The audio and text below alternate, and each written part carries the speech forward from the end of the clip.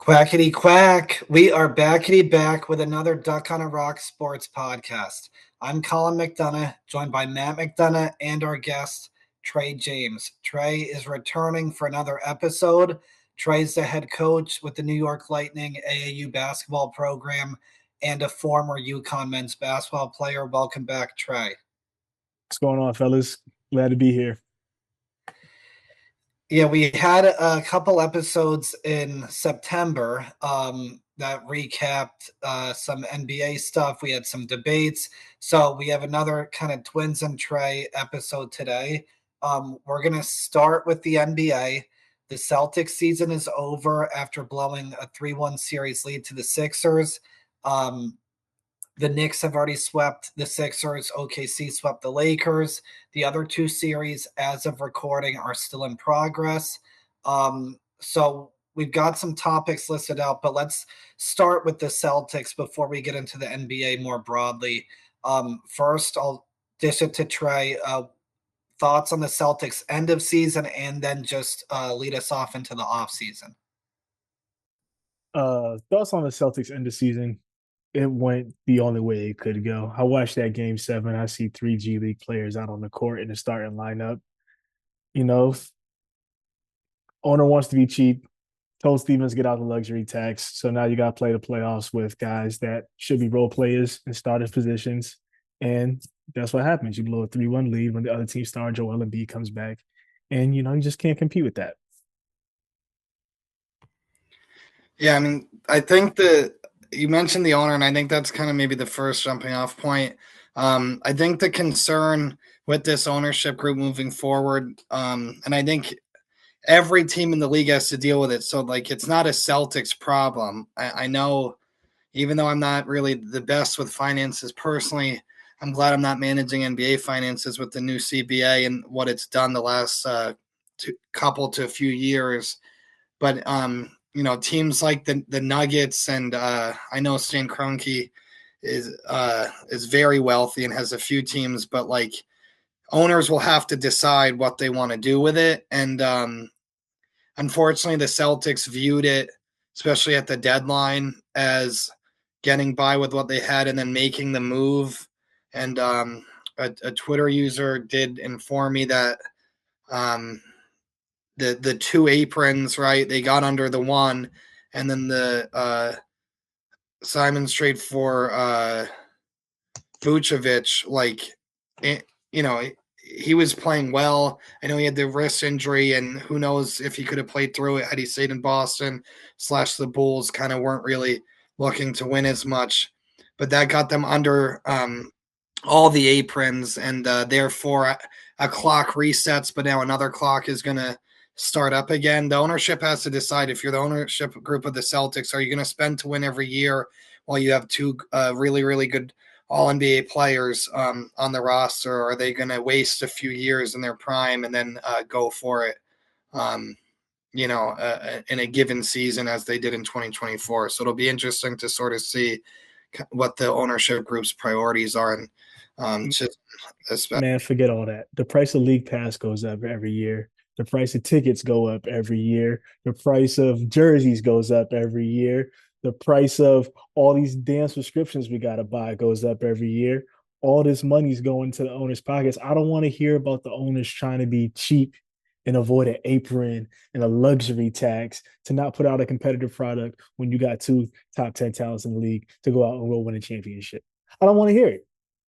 I don't want to hear it from none of these rich people. If us regular people got to go out and spend the bread, they got to go out and spend the bread. And if you don't want to spend the bread, don't buy the team. No, it's spot on, Trey. Like you're a community enterprise. I think that if the tax would have been like 210 million, so like what percentage of that, I know it's not all liquid, but if you're worth multiple billion, $4 billion, $6 billion, if that's what you have the price to pay, that you're gonna not make as big of a net profit. The team is a community enterprise. They need to invest in it. If you're going to own a team, especially as storied as the Celtics, especially in a sports town like Boston, and as you said, especially with the roster they have, there's no there's no year offs to dip under the tax and then try to be cheap. And like you said, the ticket prices are astronomical. Didn't even get to a game this year. The secondary market ticket prices are outrageous. The new TV deal, the first year of it, they have NBC, they have Prime, they have games on Peacock exclusively. They're making all it's like the NFL playing Wednesday, Thursday, some Fridays, some Saturdays, and Sundays and Mondays on 6 different avenues now. So the NBA, I know the CBA, like it's not our money, but at the same time, we're the fans, we're the ones watching, would like to be attending more than we are. We're buying merchandise. They need to view it that way. Are we going to get a return with the product that we're consuming and paying for? A couple of things with what you guys have said. So the first part relating to finances and the owner, if you're an owner of a sports team, basketball, baseball, hockey, football, whatever, the greatest kind of feat for you would not be getting under a luxury tax or apron. It's lifting a trophy, home court or away court, wherever it is, and then being on a float or duck boat in a parade. And as much as we can say as just average people who, maybe one of us will eventually be a billionaire. And please, Trey, when that's you out of the three of us, don't forget us. But like, if you think about, that aspect of it, I'm sure rich people would say, well, hey, it's about the bottom line, about making money. That's why we're rich. At the same time, as Matt said, it's a community enterprise. If you're concerned with what happens in a boardroom instead of a locker room or a court or parade route, then as Trey said, then that's not the right thing. Bill Chisholm is a Celtics fan from Massachusetts, and I get that we may not know every financial aspect. I get that most people on podcasts or on Twitter, laud the Celtics. Stevens did a great job getting under the second apron. Oh, they have to do this. This is what's needed to be done. Well, I'm sorry, you have Tatum and Brown. So sometimes life is all about timing. We all know that, right? And if this is the time where there's a sale of a team and you think to yourself, okay, this is my chance to win a championship, but hey, I'm in my 50s. Oh, 20 years goes too quick. Not to get all wax all poetic about life. Like if you're an owner, especially in the NBA, or not necessarily like the NFL or NHL or Major League Baseball, where hey, you might get hot in the playoffs when the whole thing, you have to put the right pieces to be in that upper echelon. The Celtics have been in that upper echelon. The current ownership was not the owners in 2024. Vic Ruspick, as much as we criticized him for years, at least he ended on with one more. It wasn't all about 2008 anymore. They got one more, especially for you, Trey. I'm sure, we text you a lot less the last 2 years, even when we get frustrated because that monkey was off their back. And even the day of the opening night when they would raise the banner, Vic Ruspick was in Boston Common on a, unseasonably warm October day that we have too many of due to climate change, unfortunately. He was relaxing like Matt and I did when we lived up there for the 1 year. When we probably should have been, instead of sitting on a park bench or the grass, we probably should have been worrying about finances then, or we wouldn't have had to move back to Connecticut so quickly. So all this to say is that, like, I'm not sure the exact solution or plan, but you have to go for it. You have Tatum and Brown. You got to go for it. Now, the last part, and then we'll get into more, is a lot of Celtics fans are saying, well, hey, this wasn't the expectations this year. They weren't expected to make the playoffs. I mean, we even talked last time, Trey, of like, would they tank, etc. We mentioned it, Matt and I, with our guest Dana Harris on the last podcast when the Celtics were up 2-1 against the Sixers. We mentioned, okay, how would it, expectations have to change. So it changed during the regular season. They failed in the playoffs. Now you have to figure it out. We credited Missoula and Stevens. Ownership on the way down has to figure it out. Well, yeah, I mean, they weren't like And going back to the last podcast when we were singing the regular season praises of the coaching staff, the players, it, to really Trey's initial point, like the three G League guys starting kind of just showed Missoula being brash, kind of doing, overdoing something, instead of just expanding his rotation. The other thing he could have done was, rather than, um, I mean, any adjustment, but like, for the rather than start the three, as you call them, Trey G League guys, like just start Shireman and then bring a Garza or a Hunt. I don't even know. I think that was the three who. I mean, I don't even want to revisit that game except for the 3-point shooting percentages, but like bring them off the bench, get them minutes, before halftime. Like have it be a true rotational game rather than, okay, I'm going to go all the way to the umpteenth degree. Just have a deeper rotation. It's the playoffs. I know the rotation gets tighter, but people weren't asking for them to start, despite what the Barstool Celtics greenie guy who doesn't engage with people who disagree. I think he's a Joe Missoula burner account because he doesn't engage if you disagree with him. But he said, well, people asked for this. People asked for a bigger uh, rotation and a deeper rotation. They didn't want minutes going to just 7-8 guys, and then you have guys who could have contributed off the bench. Now I know everyone played poorly anyway, but he waited till the 11th hour to insert some of these guys who are getting more than just garbage time minutes throughout the regular season. Man, people ask for real NBA players to be on the court when it really matters. And if the owner's not spending the bread to put real NBA players on the court, what are we doing here? Like these sports teams, they're essentially lemonade stands for business, for billionaires. It's not his primary business. It's a little fun pet project. He gets to show off with his friends. How you have a toy you don't want to show off the right way? Well, I'm gonna get a Bugatti and just let Pollen sit on it. Like, what are we doing here?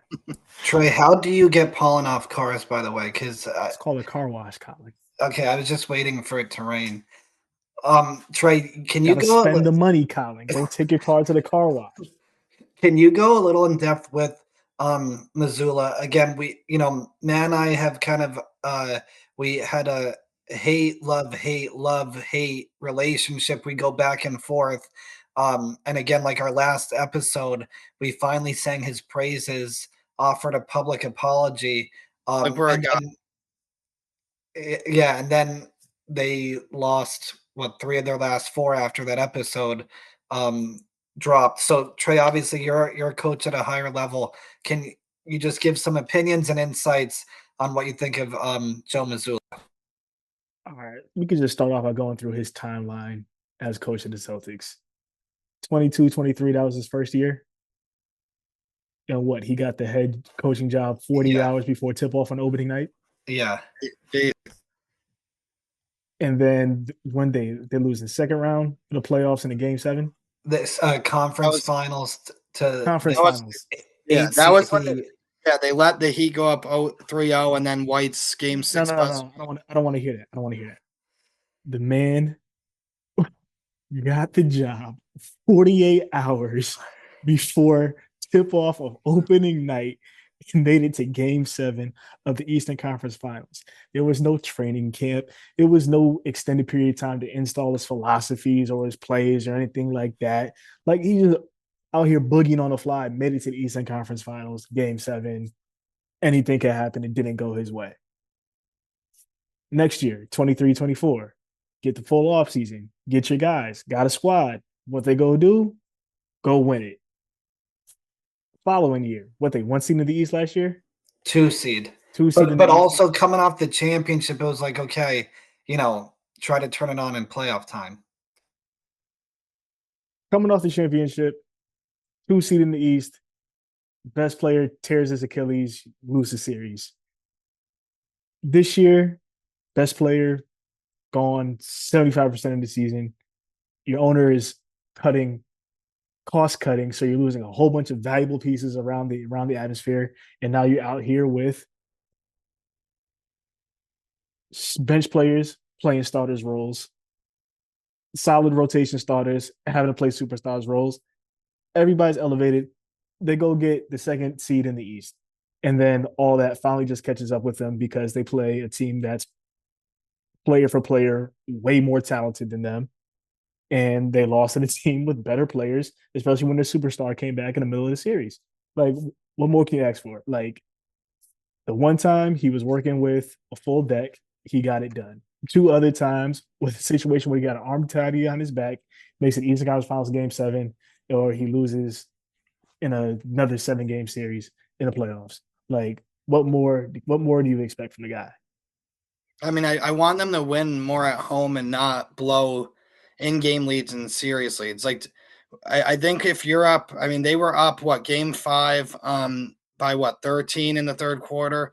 I know this is the NBA, but like you're at game 5 at home, up 13 in the third, and then you blow it, and that's it. And then game 6 and 7, you're just not there. I think the taking over for Ime part, you could give him a pass, but when you're losing to an 8 seed at home, you go down 0-3. I know Tatum rolled his ankle early. The 8 seed that just beat a 1 seed before they got there. The 8 seed that just beat a 4 or 5 seed before they got there. Like, well, but it's also you can say an 8 seed all you want. Like, they beat other quality teams. It was a good fucking team. I know, but that's what they are, an 8 seed. Trey, just like last episode, Matt was singing Missoula's praises. No, but he should. But you could have it like you could be a good regular season coach and then not be a good playoff coach. Like, what works in the regular season does not 1 for 4 at winning the title. But the losses are and terrible. The one time he won the title, he had one time he had his guys. Yeah, but you want to criticize his postseason record? No, I'm criticizing his postseason coaching. You lose to game 7 again. On paper, they are an 8 seed. You go 9 for 42 from 3, shoot 21%. Okay, in that Marcus Smart's, because that's the style. Is the coach out there missing shots? No, but that's his style. Is the coach missing shots? Is the coach turning all over? No, but Joe Mazzulla could see the Titanic or be on the Titanic and sailing right into the iceberg and not shift away from it. That's his stuff. Like, but remember that iceberg, you could only see part of it, and the large part is below the same. The point is, they shot. Okay, so they shot that game 7 against the Heat in 2023. Okay, White was 2 of 9, Tatum 1 of 4. He had a bum leg. Brown was 1 of 9. Smart was 1 of 6. Okay, we're gonna shoot 42 threes. We're only gonna make 9 of them. Okay, so when they shoot 42 threes and they make 18 or 21 of them and they win, nobody has a problem with that, right? Well, no, but that's the philosophy is the philosophy. It can't change.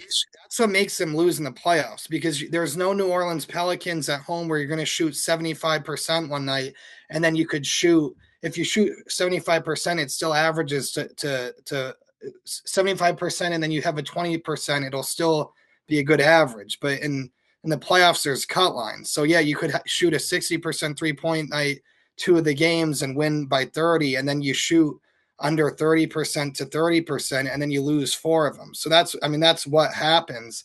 It's the graph of this trend of, if you shoot 40%, it's cut into wins and losses. Like game 7, so the Sixers took 28 threes, shot 39%, but they were 39 of 82 from the field. The Celtics, 37 to 93 from the field. They were 39.8% field goal percentage, but they were 13 of 49 from 3, 26.5%. So there could be an adjustment when the shots aren't falling from deep to say, hey, like we're doing better, right? Below the arc, why don't we adjust a little bit? Like White shot 5 of 16. I know he had a good first quarter, but Brown was 3 of 9. Gonzalez, who on that team is going to get shots at the rim or in the mid range? Keita was wide open for a shot at the rim, and Brown didn't pass to him. So instead, they sent it to Pritchard for a corner 3, and he missed. Pritchard, again, he was 2 of 7 from 3, and then his season average dipped from 37% to 30%. So even a guy like Pritchard, who'd you name? Payne Pritchard, who who was the other guy you named before? Yeah, well, Keita was open. Yeah. Who are these people? He's the only Portuguese player to win an NBA back to my other point. championship. Who are these He was people? he If was you have to he rely was their on a teammate the Neemish entire game. Queta and a Peyton Pritchard in clutch time, you I mean, could be Gino. You could be Gino Auriemma. You could be Nick Saban. You could be Bill Belichick. You could be John Wooden. If you don't got the Jimmys and Joes, you ain't gonna win.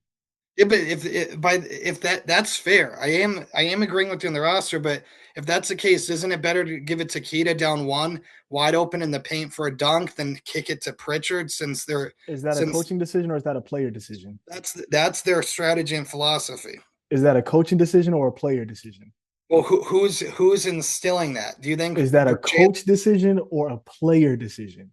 But where is Brown's decision making coming from? So Brown's saying we need to shoot threes all the time, or is it Missoula? If you ask Jaylen Brown, I'm pretty sure he's going to say he's capable of making that. I don't think we need to ask Jaylen Brown. I think he's probably live streaming on Twitch right now saying some Well, he was on the Jennifer Hudson show today, so I don't think he's going on tour like they won the champ. Like when they won the championship, he did less.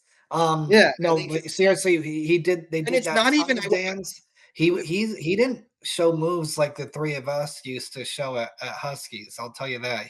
Oh yeah, they do. Yeah, they do have the. What did they sing? Did they just when he was at Cal? I don't think he was doing a lot of partying in college. He was probably doing a whole lot reading. Yes. Yeah. No, that's why he's at. He was at the library, not the bar.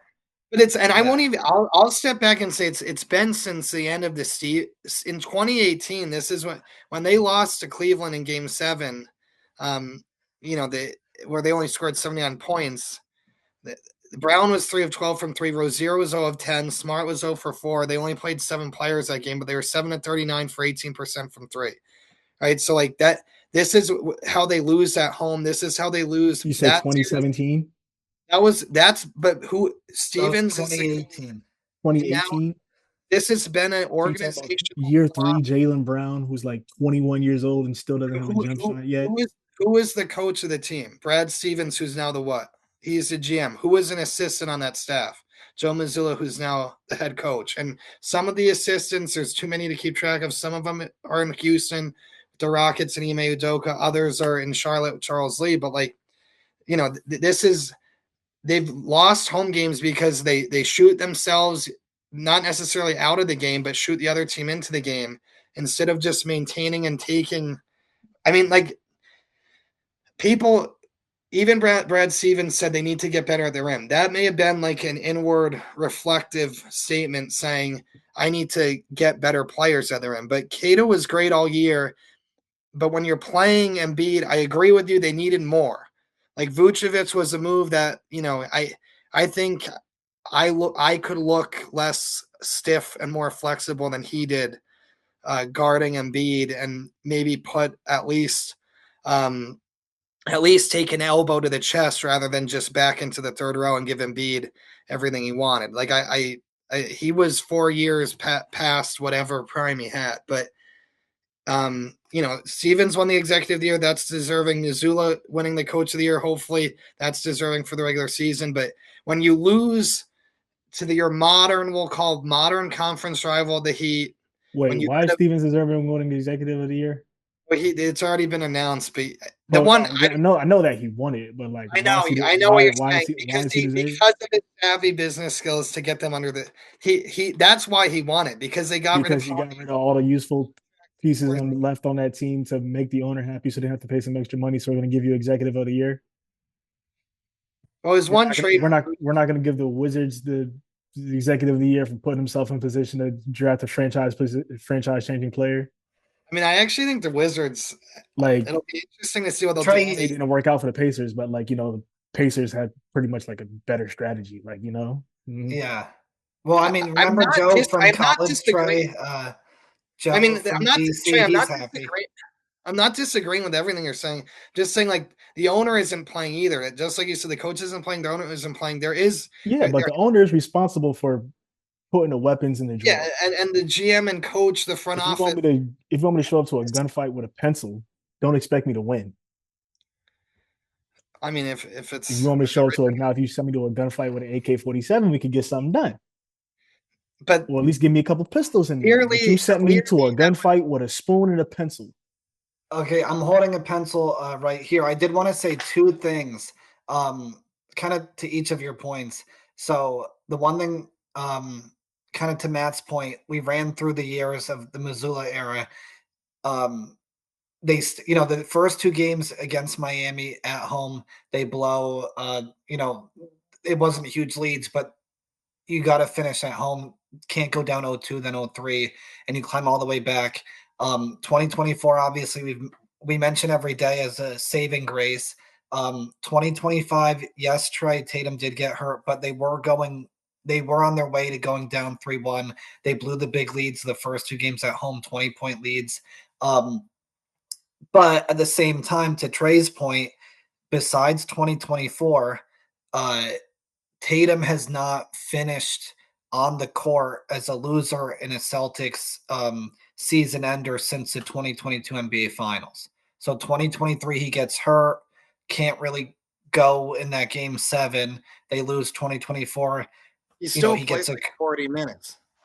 Yeah, he was limping. He was playing, as in yes, he was an active participant out there on the court, but he wasn't playing basketball. 2024, he gets a curtain call. 2025, Achilles this year doesn't play. And obviously, him not playing, it's like, I don't understand why some people were like, oh, hockey players do it. Like Tatum just tore his Achilles. What he's going to have that happen again. So I do get kind of both of your points. I do want to maybe. No, but I don't mind him not playing. Like, no, I know. It was already going awry. I just think at this. I'm sorry. The last point I want to make is yeah, go ahead, people want to blame Missoula for the teams blowing the 20-point leads, but do they want to give Missoula credit for the team getting a 20-point lead to blow in the first place? It's like, well, here, okay, because I do want. There's a question for me to ask from that, but this is what I'll say. Like with Missoula, okay, in the playoffs, there's no room for critique or criticism, I guess, but they lose, so they go down 0-3 and could have made history. Game 7 at home to their, again, we'll say the Miami Heat are their modern, because it is really a modern rival. They've had a lot of great playoff series.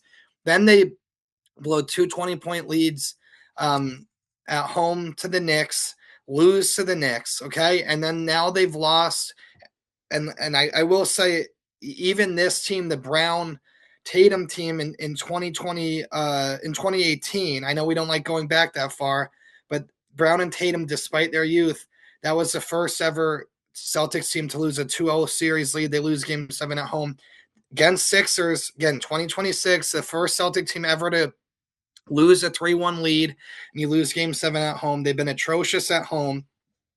But what is needed? Do they have to? They've lost to the Sixers, the team they've played the most in NBA history, an incredibly historic, as our dad would say, even more of a rival than the Lakers. Do they need to be up 3-0 and then lose to the Lakers in the finals next season? Be the first team to ever do that for us to critique him. But I will try to spin it so you could comment, Trey. Based on that, so what is your solution then for the roster? Because if you are saying that the cookie jar is not, there's cookies in there, but there's not enough, chocolate chips, whatever we're saying here. Like, do you think that Tatum and Brown are the two to build around? Do you think they need to look to move one of them? What is your roster plan? Because as you said, despite the fact you could say the owner needs to spend and go over the tax, which I do agree with, what do you think is the best path for this roster moving forward?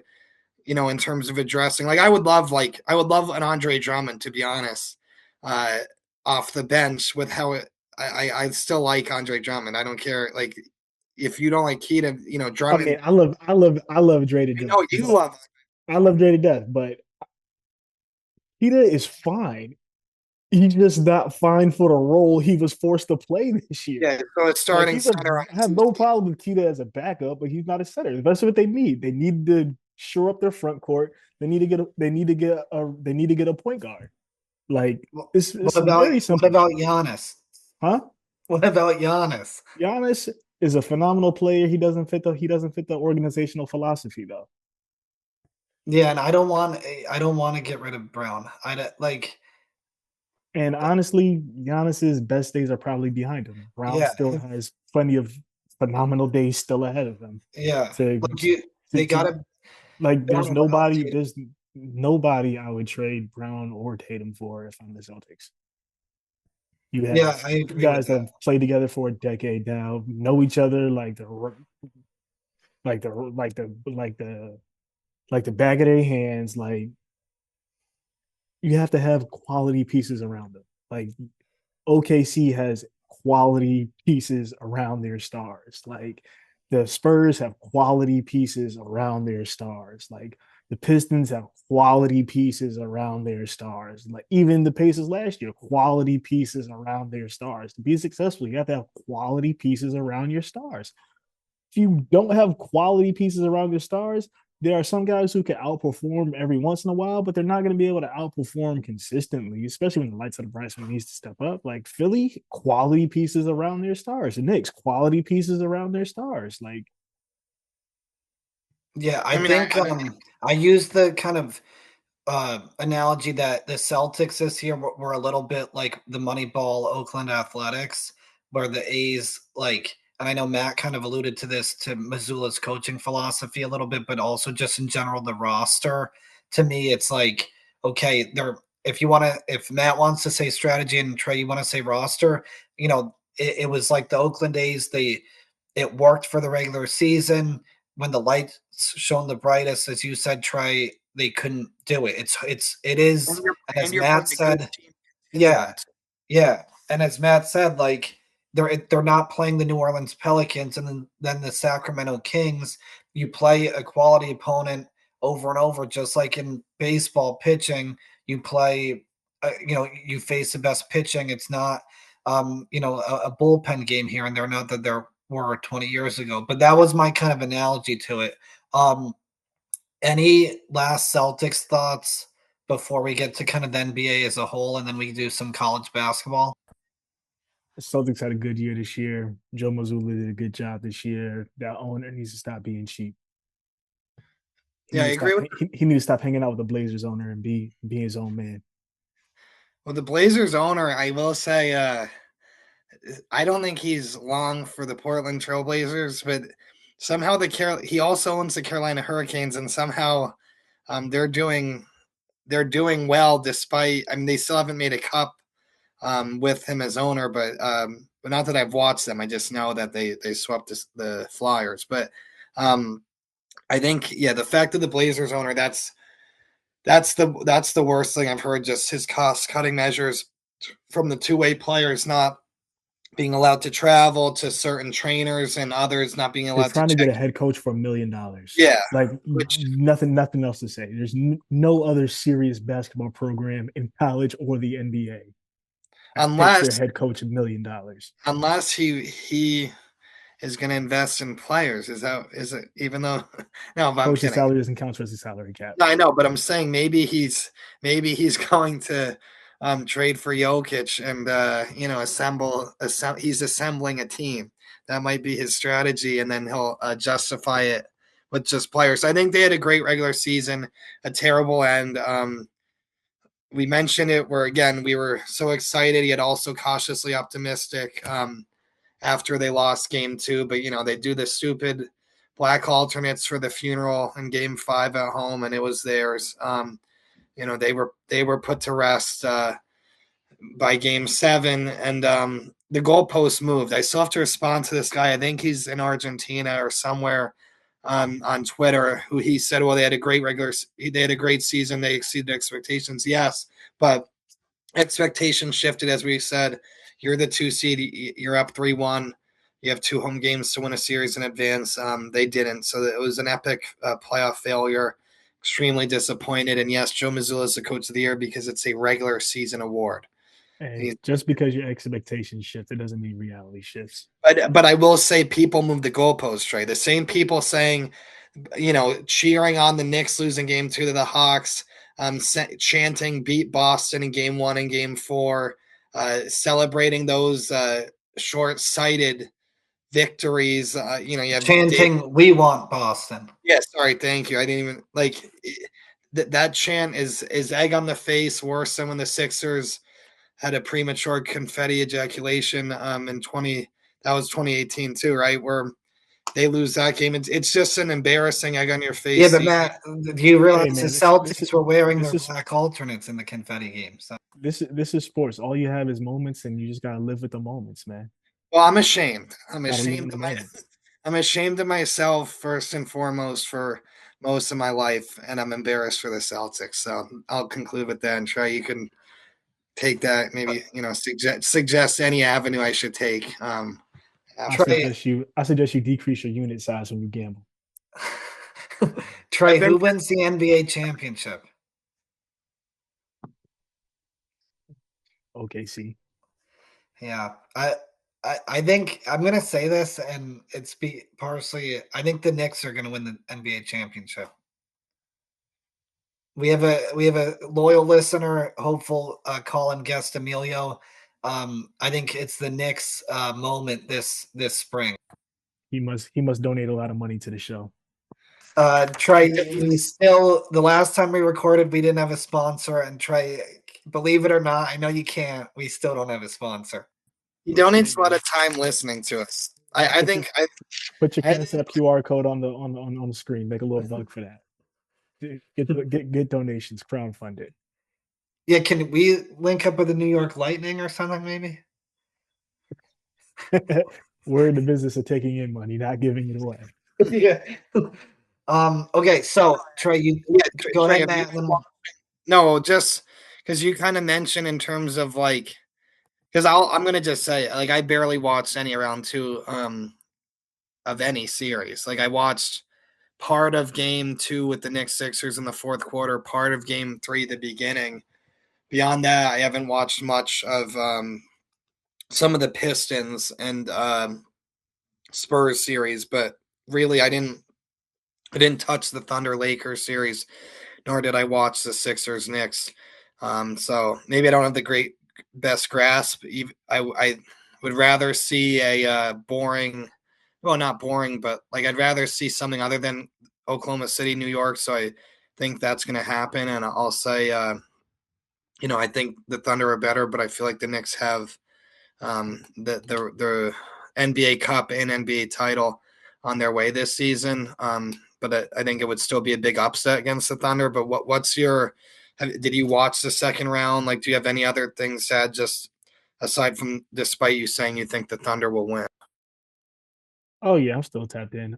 Knicks played phenomenal against 76ers in that first round. They still have two fatal flaws in my eyes that have not been addressed, and that is they have a point guard who can't guard and a center who cannot guard. And that's very dangerous when you consider the rest of the teams alive in this tournament where you got Detroit with Cade Cunningham, Jalen Durant, you got Cleveland with Donovan Mitchell, James Harden, Evan Mobley, and Jared Allen. You got the Thunder who could come at you with Chet Holmgren, Isaiah Hartenstein, who's probably got some definitely would love to inflict some extra pain on the Knicks. Then you got Shea Gilgeous-Alexander, uh, uh, the light skinned guy, OKC, he's been killing. Jalen Williams, if ever he gets back on the court, he's definitely going to be well rested. The Spurs will come at you with a three-headed guard monster between Castle, Johnson, and De'Aaron Fox, and then Wemby. Like, That's a Spurs Knicks. It's tough to see. I mean, Wemby's going to be. He's going to have a dynasty either starting this year or very. yeah, you got that Spurs whole rocket ship like 2 years ahead of schedule. Like, if they beat OKC and they go to the finals, I wouldn't be surprised at all. Yeah, and even like Castle sort of slipping to them in the draft. I mean, even though Sarr isn't awful for Washington, Riche was out of the Hawks rotation. Like, I mean, Castle, there's a conceivable argument for him to be, he could have been the number one pick that year. He was rookie of the year, obviously, and he's gonna I probably mean, be. it's situation. Like, if Yeah, you throw Castle in a spot where he has to go to Atlanta and be player one and like have to like get thrust with that responsibility from day one instead of be able to grow into this role and like, just like be option three while you figure things out and then be able to step in and do a more increased role if you got to go to Washington and then you got to deal with all of that comes with that with not really a motivated organization and then you got to be player option one like that's that could affect your development as a player. Obviously, how you're mentally made up affects all that too. But situation like with that 2024 draft, I said, oh, Stephen Castle ended up in the best situation that anybody in that draft going to the organization with everything behind him and what his skill set is just a perfect fit.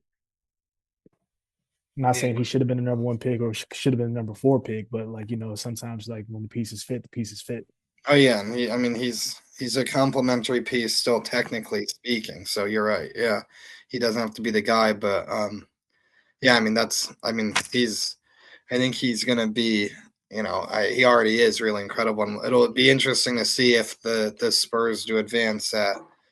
Like that's gonna be a series where it'll be kind of in a way the Spurs shot at. Making the finals obviously for the first time with this core and coach, but it could set the tone for years to come. If they win it this year, this is the beginning of something. If they don't, I don't think it would be like the 2012 Thunder, but I think sometimes it might take a little bit while to get back if they were to get to the finals. But the thing, like you said, with the Knicks, it does make sense. I know. 3-time WNBA champion head coach Becky Hammond said he's too short. Brunson to ever be the top player on a championship team. So I know she's been proven right so far at season's end, but that critique has been rehashed each time the Knicks seem to be on the downturn. And I do give the Knicks credit. I like the fact that, especially now as of late, the ball isn't as in his hands so much. It's starting at the point where I was getting old Julius Randle vibes, where you just see this guy pound the air on the ball for 24 seconds and then repivots, tough shot. It's like that's not sustainable. They're getting the ball out of his hands now. Cat kind of being like the center of gravity for the offense, probably like led the team in assists for that last series. If he wasn't, he was like right behind Brunson. Just seen a whole bunch of easier shots come from that Knicks team offensively. Well, and the Celtics reverted back to Tatum. He was a conduit for the offense, a facilitator when he first came back, and then him and Brown. Everything don't got to come back to the Celtics. We moved on. They're eliminated.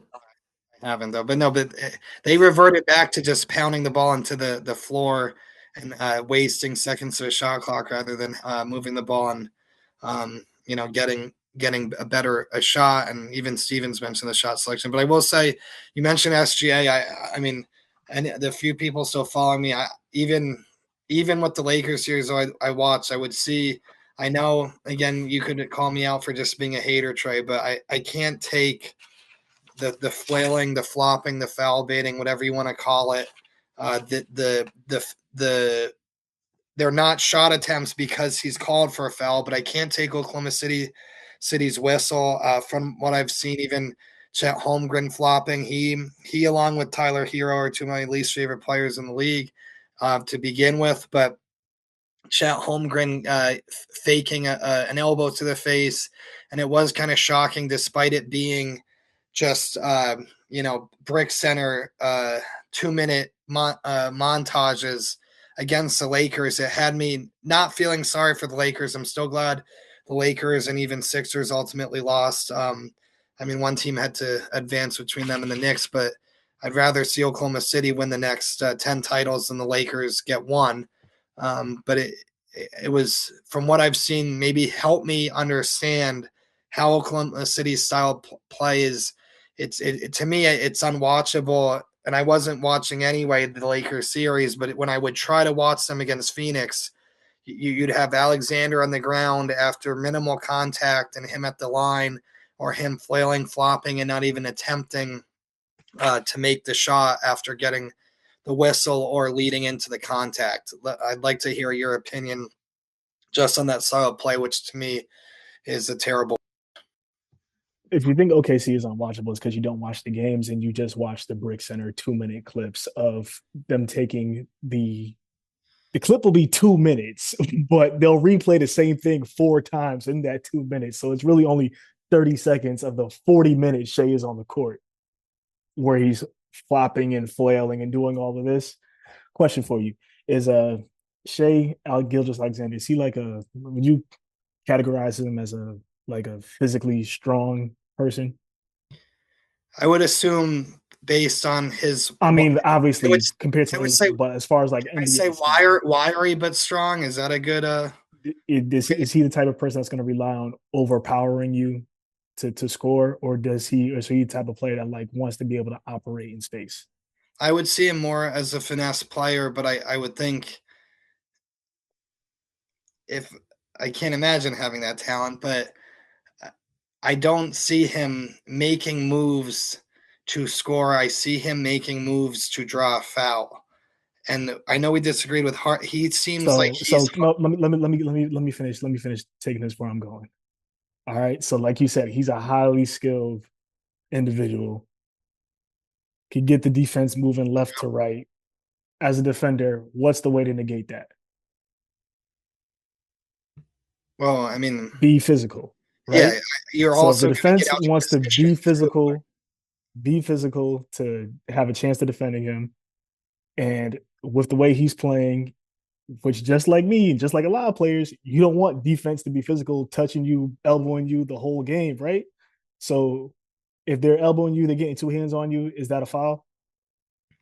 Well, yeah, but you think is that a foul? Yes or no? Yeah, but okay. So now, if their defense is following me, what's wrong with me making sure the ref sees it? But I don't think Shea does not go out of his way to initiate contact with defenders. He's in there making his move, and then when he feels the defender touching him, he does what any scorer does.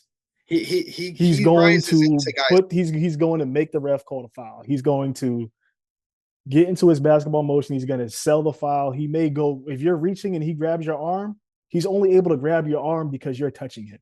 He's only able to grab your arm because he's reaching him. If he's doing that whip through on your arms and getting that contact, he's only able to do that because the defender is initiating illegal contact and he's making it obvious for the ref to see.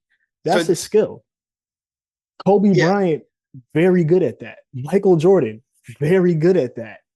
All greats of all levels of all areas of basketball have been very, very good at that. And they do it quite often. The difference is now is we have this social media, clip culture, clickbaity, 24 hours news cycle. Everybody has to think of something to talk about. And we have so many different camera angles, so many different people watching stuff, so many more eyes than ever. Everybody's able to pick out what part they want to do, put it in social media, put whatever caption it is, get that aggravated, get the retweets, get the bot machine going, so it just gets permeated. You see it when you're scrolling through the highlights because nobody watches SportsCenter anymore. SportsCenter is not showing highlights anymore. You just see the clips get retweeted constantly on your timeline, on your Instagram, on your page. People say, "Oh my gosh, like the foul baiting, the flopping, all of this is ruining the game." And there's people saying it's ruining the game to people that don't actually watch the game. Yeah, but I'm not. Well, if you sit there and watch the game, like, and you can even look at the numbers. Like Shai Gilgeous-Alexander is not in the top. He's not in the top of free throws attempted. Yeah, but it's not. He's not. No, but any season, right? No, but it's how he gets that rep. Because it's how he's getting there. It's not the numbers, and it's also the team. Because like you have guys who. How do you feel about Jalen Brunson? I don't like him. I think he's a foul baiter. I think Luka Doncic, same thing. Like the league says we're gonna get rid of the pump fake, rising into a defender, and then they stop. So you could blame the league and the refs too. But Brunson, Doncic, they do the same thing. But I don't blame the league on that. I blame defenders on that. The defense is bad defense. If you're closing out on the guy and you're getting into his space because you're not going straight up and down and you're coming at him, that's bad defense. So you think that's watchable? If you got to put both your hands on the guys, like you're not doing your job as a defender, and I'm not going to get mad at the offense for taking advantage of the situation of advantage they created. So that product is that's good skill. To watch. Saying though, it's a good product to watch then, because I'm talking about watchability. Like again, I'll probably pick up next round, especially if they play San Antonio, and honestly, if they play Minnesota too, because like if Minnesota gets there, like I'll watch that. But like I don't think there's no one that does it. If other people did it to that level, like Brunson's still playing, the Knicks are playing incredibly well.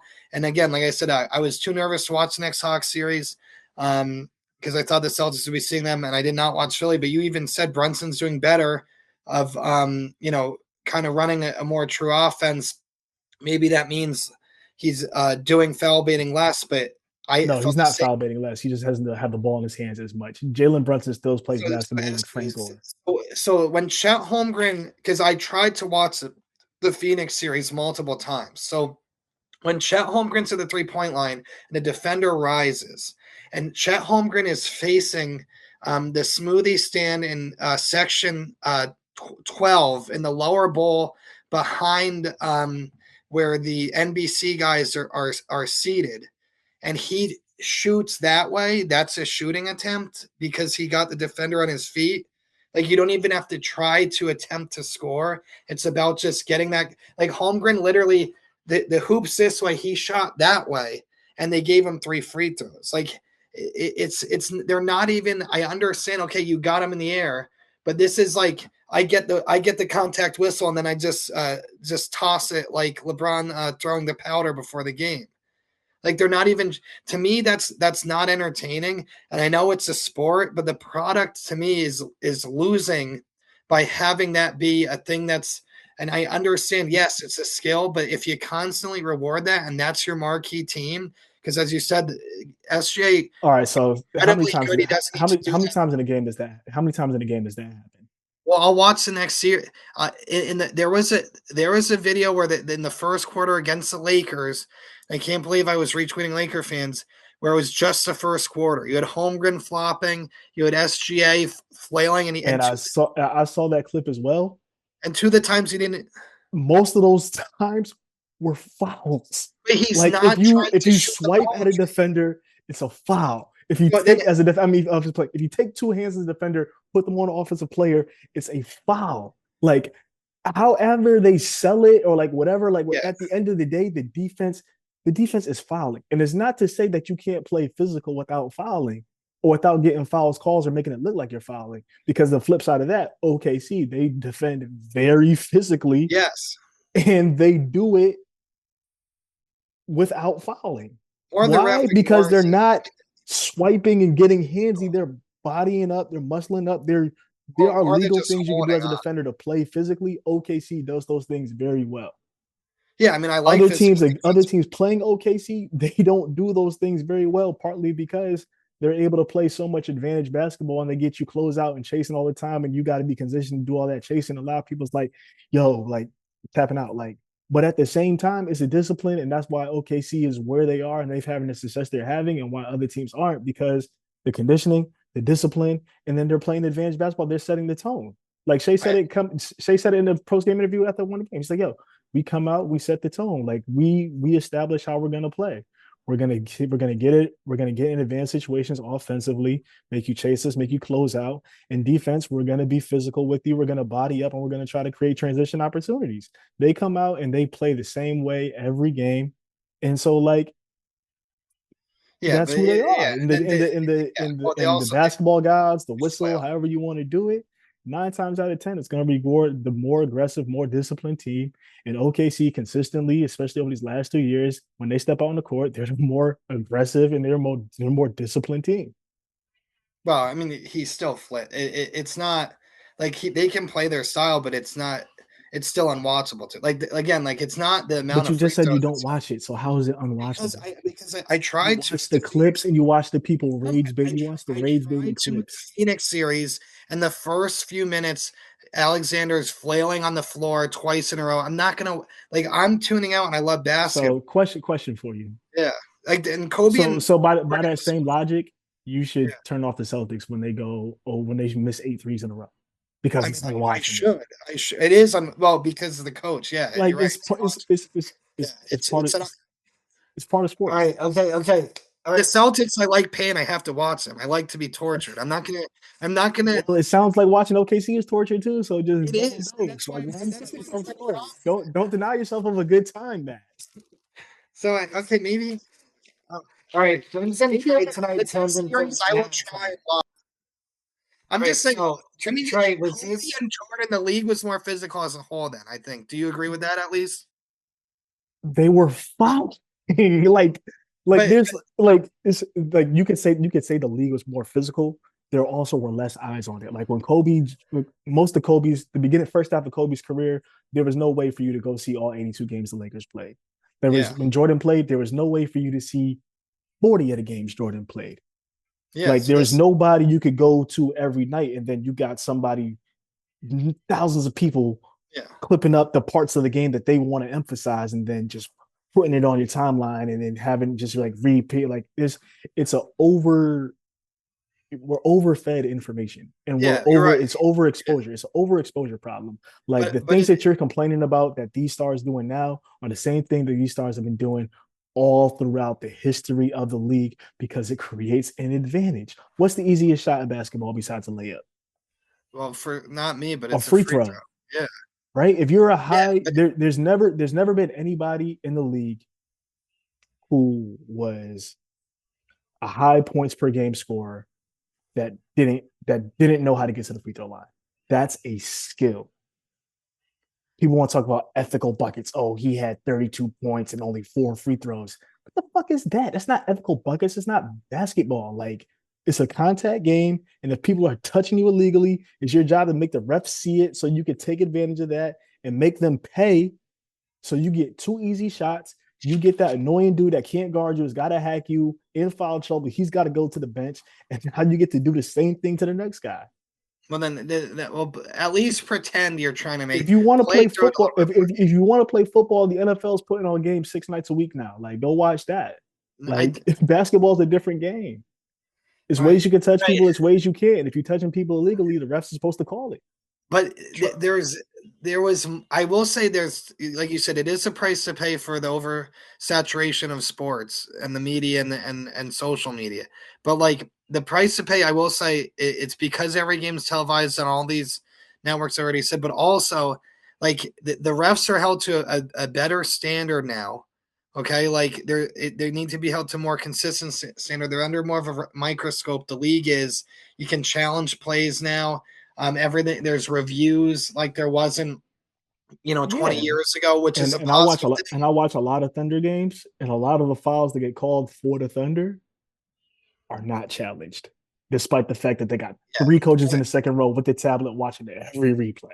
Well, I'm glad you're watching them because it's painful for So me. if they got the instant replay on the foul, the refs got the foul. Nobody's hitting the buzzer saying, "Hey, that guy didn't get fouled. He just flailed his arms." But if they win, if they, it's only going to be more of a microscope and more of a avenue of criticism and critiquing if they repeat again.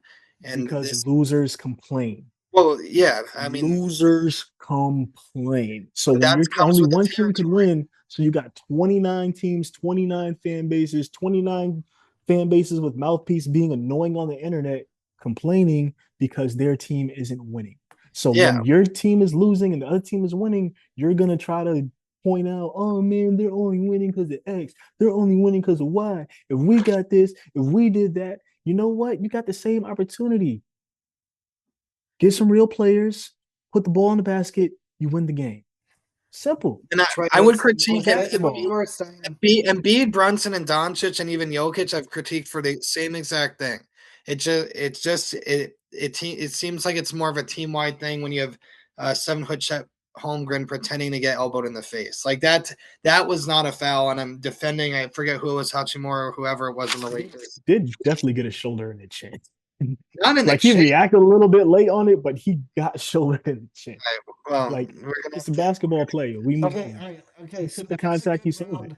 All right, Trey, was this is this how much of this kind of back and forth with Matt did you cover the topic of NBA media and fan ecosystem? Because I wanted to let you have more space with that, but it does seem like you covered a good amount of it with the Thunder foul Yeah, baiting yeah, talk. we got Okay, and it seemed like most of that NBA media and fan ecosystem negativity was actually you took most out on Matt. So it seemed like kind of a as we talked about the Titanic earlier, the tip of the iceberg was Matt, and he took the brunt of it. So let's switch to college basketball because we're about an hour into this, and even though UConn lost the national championship, they had a great run. Speaking of Matt liking pain, I don't know if this puts me in that category. A part of me enjoyed this season and the tournament run with Braylon Mullen shot and everything even more than like the 2023 and 2024 at times. I really loved watching this team. But with the offseason, the major news for NCAA basketball is the tournament expansion. So because I think most of our average 140 viewers, that may not be enough for a sponsor unless someone is willing to go that route for 140 viewers. Because according to most of them, they'll probably say Trey won that round against Matt. Trey, you start first about NCAA tournament expansion. Sounds like we got as many viewers as teams that's about to be in the tournament. There we go.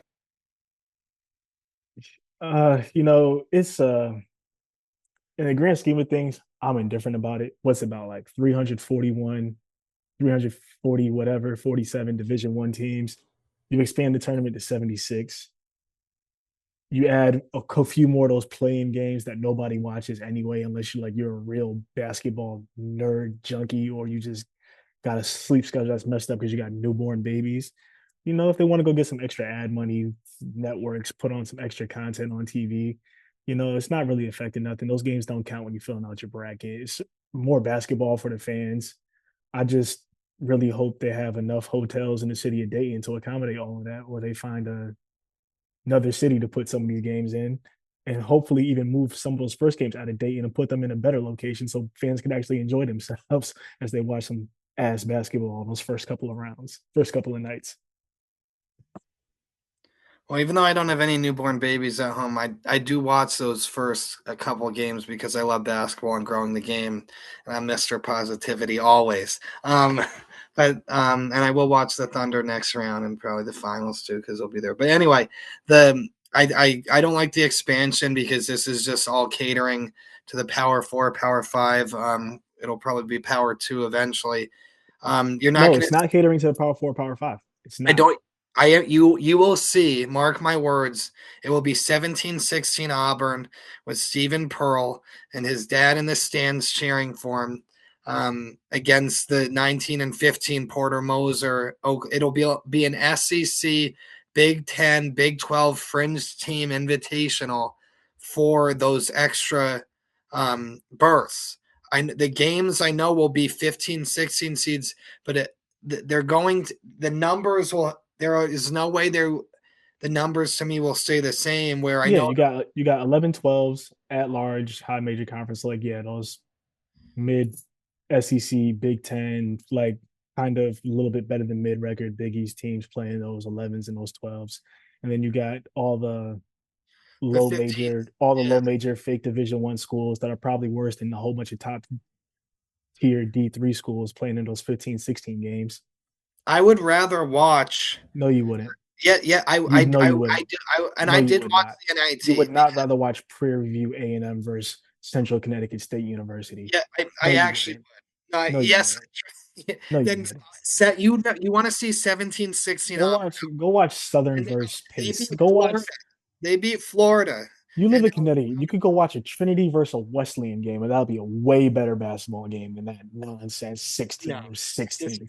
Only thing that makes this a good thing, and why now that I think about it a little bit harder, I support it, because now instead of just being useless on Thursday and Friday at work while games start at noon, we got games starting at noon on Tuesday. So Tuesday, Wednesday, Thursday, and Friday, I get to lick my boss in the eye when he asks me to do something. I'm just going to point at my tablet and be like, bruh, basketball's on. It could wait. I can't believe I could disagree with you more than that. If this was, do you think that and I know St. Louis got an at-large bid out of the A10, but Dayton, did I cut out? Oh, sorry. I know St. Louis got an at-large bid out of the A10, but Dayton made it to the conference final game, loses to VCU. Okay, Dayton has had, I know 2020 didn't work out for anyone, but they had a great run leading into the tournament. They will put an SEC team I could care less about. Okay, the Chris Beard land of second chances Ole Miss team. The Sean Miller should be in prison, Texas Longhorns, because Sean Miller should be. I don't care how he did in the tournament. It's about earning your way to the tournament. What should Sean Miller be in prison for? That's another podcast. Chris Beard, I understand, but Sean Miller, like, what do you? Sean Beard should. I mean, but he did something. Chris Beard. Yeah, who did I say his name? You're combining Sean Miller and Chris Beard. Oh, they're take them both down, but they're not the same person. They're one and the same to me. Like Chris Beard did something awful but Sean Miller was strictly in terms of NCAA violations that were assistants went to prison, and he's just no one falls for. What about Will Wade? Oh, Will Wade's a snake. I cannot wait for him to fail at LSU. But saying, can I just interject? So you said you don't want to watch a mediocre SEC team play in the first four. What if that mediocre SEC team is Will Wade's LSU Tigers? Well, he shouldn't be there. He should be failing and going to the NIT like Stephen Pearl did. So you rather watch a mediocre mid-major team? I do love mid-majors. I'd rather St. Louis. Their coach will be leaving, I'm sure. Yeah, if you love mediocre mid-major basketball, like I'll give you my ESPN Plus login. You can watch all you want during the regular season. So watch all you want. I will take you up on that. I know we're give you Citadel versus Columbia, man. Trey, we will give you University of North Florida versus Columbia Citadel. Those are similar colors, so I hope they pack both sets of uniforms. But I will say, again, we love Central Connecticut State University. A dear friends and assistants there. We go Blue Devils. But I'm saying I would rather. I know prior to this there was the argument of the 2-16s, you get it, what counts as an NCAA tournament win, and it's going to be a long shot, but to beat the one anyway. But one of the 16s doesn't get that NCAA regional experience, even if it is one game. And I know Dayton, I'm sure, is nice enough for what it is, but like you even said, if it's all in Dayton, they're going to have to spread it around, number one. Miami of Ohio barely got into Dayton this year. I know they had a terrible loss in the conference tournament, but I would have rather watched Miami of Ohio just get to the first round than have them play in Dayton. But I would Miami of Ohio doing a regular season. Well, they that was a team that only lost one game. But I'm saying, Trey, like I was more captivated watching them in Dayton, and I guess this might hurt my argument, but I'd rather watch them in Dayton play. I forget who they played, then whoever the Texas game after. Like I hate watching that game. You know what the beautiful thing is, Matt? There's about to be so many of those games you could pick and choose which one you actually want to watch. Yeah, but like you don't gotta watch them all. There's probably gonna be some overlap. What is going to happen? You could go on a date when Will Wade's LSU Tigers play Colorado. Will Wade's LSU Tigers should be in the NIT. There will be a 15 and 17. And if they are in the NIT, you go watch the NIT game when the NCAA tournament's not played. So you go watch that anyway. So what difference does it make if they play in the tournament? I did watch the NIT, and I was deeply disappointed Auburn won. I really was pulling for, I think it was Illinois State. But what I'm saying is this. You shouldn't dislike Stephen Pearl because you dislike his father. Like, those are two separate people, just for the record. Yeah, but then his father needs to get out of the limelight. Let your son do it and not fight his battles and not take over Jay Wright's role. But his father's gotta get his message out there, man. I think enough of that message is out there. I think enough people are already doing that. I don't think we need more people out there. I've already heard it. You hear it from too many people already, too many times. But let me get my message out that it will give the wealthy schools undeserved tournament berths. It will prop up mediocre coaching, mediocre teams, and there will be, and I think the Akron coach went to college at Charleston, but if there's Miami if they're not undefeated and they lose and a team like Akron takes the bid, then Miami is not going to be the team, in my opinion, to get that the extra few teams. I mean, I feel like this year was like I know it was an anomaly. I feel like your point has already been disproven because even with it being at 68, Miami still got in as an at large. I know, but if they went 22, if they lost one regular season game, I agree. They shouldn't have been playing. They shouldn't have been playing in that opening round. Yeah. They should have been. They should have been in the field. They should have been. Like in the Yeah, I would like. I don't care. more. I don't care who you play. You win 30 games in a row. That's hard as hell at any level. Like the no matter who you playing. The A10 gets automatic bids, but like the Missouri Valley used to have more cachet. Like there'd be a really good Bradley team who is the 1 seed, could have 30 wins and loses in the conference tournament, and I don't see them getting in because Porter Moser went 19-15 and had a losing record in the SEC. Like that's what I'm nervous to see. Cool thing, but I would love to see the Big East get more respect from this, like Shaheen Holloway's Seton Hall team. Right, like if they're 21-14, I'd rather see them in than 17-16 Auburn, just because Auburn beat Florida.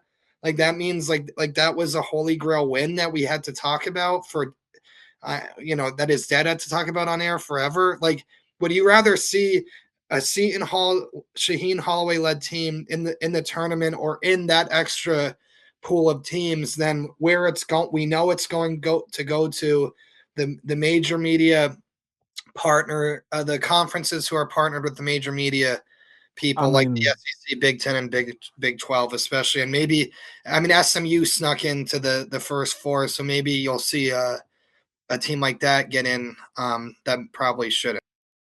I mean, I hear what you're saying, but at the end of the day, you go out and win the games. Like the job is done. Like you gotta go out like 21 and 14. Like who are those 14 losses to? Who are those 21 wins against? Like it's not like 21 and 14 is like it's a lot of teams with similar records that knocked out that tournament. Big East, it is what it is. Like it's like a 2-team. It was really a 2-team league. Seton Hall was the 3rd team, and like, question marks. You had 2 teams that are really legit. Whereas if you're like this 8th team in the SEC, and you got to go play, let's just say you just end up with a schedule where you're playing Florida twice, you got to play Arkansas on the road, then you got to turn around and play, I can't remember who else, but like it's like that ninth, like just taking it back to the year 2011, like that Big East team, like we were 9th in the Big East going in their regular season, but we were still number 24 in the country because sometimes the league really is just that crazy. Like 11 teams in the tournament out of 16 team leagues. Like the SEC year before, they had 13 teams out of the 22. It's like sometimes the leagues really are just that good. Like there's a level of separation. Like NIL helps all of that stuff. Like now create that separation more. These big ass network and TV deals, but this is why the NCAA is probably going to be done by the year 2030 anyway. And like the SEC and the Big Ten just go out and start their own little minor league. But it is what it is. But like it's separation. Like, yeah, that Oklahoma, Texas is actually going to be good this year. But like even say like a Kentucky that may be like 1 or 2 games under 500 in the SEC probably is going to be better than even the conference winner of the A10 or the 3rd place team in the Big East. Like, and that's just the real of the situation. Yeah. Like, but Auburn's levels. It's like you're getting different kinds of athletes. You're getting different kinds of athletes out there. Like you're getting different types of talent, different types of basketball players. It's like 73 players in the NBA draft this year. Half of them are probably coming from the Big Ten and the SEC. Yeah, but I'm asking for better than 17 and 16. Like if you go 7 and 10 in conference, or like 17 and 16 to me, like UConn went 17 and 14 year, didn't go to the NIT. Like it's just that to me, like that's where it stops. We're like, okay, if the conference is such a ringer, I know we scheduled tough teams outside of conference. Like you got to either beat them too to prove you're a good team, or don't drop the Mississippi State game. Like I know it just I think it's going to be more of a blanket excuse than, as Trey, you correctly said, like assessing the conference strength in a given year.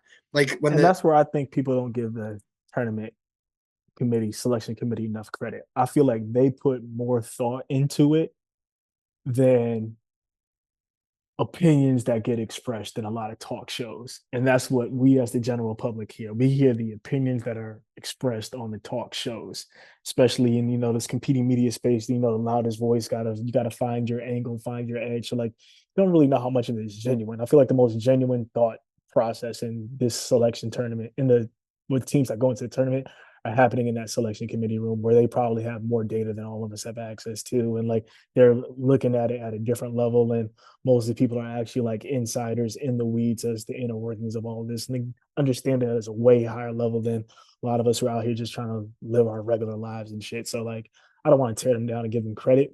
Expanding it to 76 teams, like can do with it, can do without it. I'm not mad at it. Like I said, more basketball, I'm always support it, but I I think that the selection committee 9 times out of 10 is going to make the best decision. And I know, Call, a couple things cut it. Yeah, I know. because so basically, Rick Pitino was for it. John Calipari and Dan Hurley were more against it. Hurley said it should be more of a privilege. And even to your point about the Big East, both of you, I love Shane Holloway and would like more Big East teams in there. The conference realignment notwithstanding for football and other sports and basketball, like I wish this version of the Big East, Trey, like you said, it's just St. John's and us and UConn, right? And even, Villanova's shaky.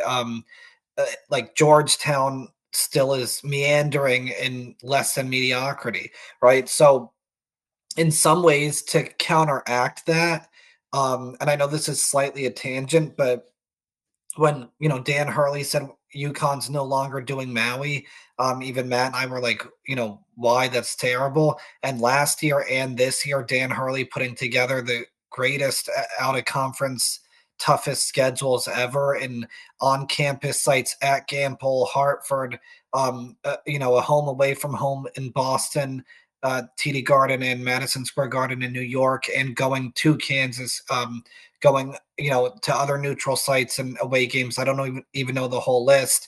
That is almost in some ways like a reaction, not just to ending the MTEs, what multi-team events, but also it makes UConn, obviously the class of the Big East, even if St. John's has won the conference crowns the last 2 years, but it makes UConn almost counteract any of a slip up in league play in less of a league and kind of rising their level above the rest of the conference. To Matt's point, though, we saw it in college football the last few years where the SEC is supposedly the greatest league ever. It's not that anymore. You have the Big Ten with 3 different schools winning 3 straight national championships, and Indiana being the first time national champion since Florida in 1996, crushing Alabama in the Rose Bowl, right? Like it is, if the next few years of expansion exposes certain conferences like the SEC or Big Ten, or shows that they are the class of, college basketball, like they've shown in the postseason in football, right? Like the Big Ten did win the national championship this year, finally, right? So that's some of that stuff. I think in the next few years, we'll have more of that kind of, even if it's not hard evidence, even if it's not as strong data as the selection committee's getting, it might be a way to kind of at least have regular people like us in our, social media culture to at least have more evidence for the talking points about how these conferences and the bids going to so and so affect everything. Last point for me, I would love, as someone with the baby, shout out to Mason, and has always had a bad sleep schedule. I do love mid to upper tier mid major, and yes, I do love Central Connecticut as well. But I would love if more of those teams that like win a regular season championship. Like Trey, you said just win. Miami of Ohio did that. The regular season championship is harder to win in most cases than the tournament, obviously. And I know the conferences are the ones who give the bid to their tournament champion, just so those are guaranteed to at least get on ESPN2 or CBS Sports. But to me, I would love and I did check the OKC Lakers series, and I did check the first four, so I kind of watch anything at times this past year. But I would like to see some of those teams, some get into the tournament if there are some of that large bids against an Auburn. Then I think Calipari might have been the one to say it, that he hopes at least half of the bids go to mid majors, not just power conference teams. And I know you guys have to pause because the entire night's been the two of you arguing, but that was just my little aside here. I mean, who doesn't love the Big West at 2 a.m.? But and I think, and I was trying to look up. I think UC Irvine won the Big West regular season and then lost. Utah Valley was the one who lost to Cal Baptist, and they've won like 3 of the last 4 regular seasons. Yeah, Cal Baptist Utah Valley was an incredible game. Yeah, and like the putback that went in and out or what. Like I'd rather see those games. Like this is where again I might be kind of arguing both sides of the coin, but I'd rather see, because I'm gonna like contradict here in a second, but I'd rather see those teams that won the conference title. The rare now it's not even required they get an NIT bid anymore. Like that stopped a few years ago, where like CCSU would win the NEC regular season and they'd at least go to the NIT, which again is not some consolation, but like some teams have made a run there. But like I'd rather see it be full of those teams if you're going to expand it than the big conference teams. Like I think, but to contradict myself here, what always bothered me about Dayton was I always thought it should have been the at-large big conference teams, like the 10th or 11th seed Texas should be in Dayton instead of Howard against whoever they played this year, American from the Patriot League. There's always like the MEAC or SWAC. I disagree with you there, because especially in those lower conferences, it's like nobody really pays attention to it. We don't really, a lot of people don't catch it because nobody's paying attention to it. But like the NEC, CCSU won the regular season, right? 2 years ago. 2 years ago. Yeah, well, like this year, like them and LIU. LIU won. LIU won, but them and LIU were the top 2 teams. They were right in there. NEC. Yeah. Neither one of them won the conference, right? LIU did. Oh, LIU did, and they won the conference, but like Wagner made it to the championship game, right? That was 2 years ago, I think. But LIU won because but either way, this year Wagner made a run, as Wagner made a run in the NC tournament. Yeah. LIU, CCSU, top 2 teams of the year. Let's say Wagner goes out and wins that championship. Just because they won that conference championship doesn't mean that they were a good enough team all year. They should be able to just jump into the tournament and get to play Michigan and get blown out by 40. Yeah, because some of these teams have losing they just got there based off the technicality of the rule. Like, were they the best team in that conference? No, they just were good for that's 1 part week. of sports, being better than somebody on a given day, but you're really not the best team in that conference. Like, nobody really wants to see you just pop up out of nowhere, because you really just popped up out of nowhere. So like, but I think they earned the, I guess, right to get the doors blown off but I think, and I know when it was the 4 mid-major teams or whatever the last few years has been in Dayton. Yeah, you get an NCAA tournament win under your belt.